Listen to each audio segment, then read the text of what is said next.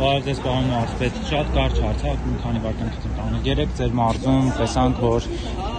թեմի առաջնորդին, հա, վերման ենթարկեցին հոգևորականների, որպես մարզպետ ձեր խոսքը այս երևույթի վերաբերյալ։ Հա, չունեմ ասել։ Օրինական պետությունը պետք է ազորի, պետությունը իր գործողություններն անում, այլ մեկնաբանություն։ Նորմալ է ձեզ համար որպես մարդ, մի կողմ թողնենք պաշտոնը, հա, որ նման ձևով դիմակավորված, տեսանք կոտրում են դուռը դիմակավորված անձին, այս երևույթը առանցակ, մարդիկ գալիս են եկեղեցու դուռը փակ է։ Գիտեք, ես չէ որ բավարարեցես, ես չէ որ պետք է գնահատական տամ իրավապահ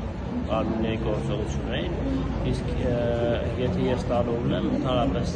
իմ իմացած ինֆորմացիայով, որ գործողությունները եղել են օրինաչափ։ Սա Նիկոլ Փաշյանի հայտարարած արշավի մի մասն է։ Չեմ կարծում, դա կապ չունի մեկը մյուսի հետ,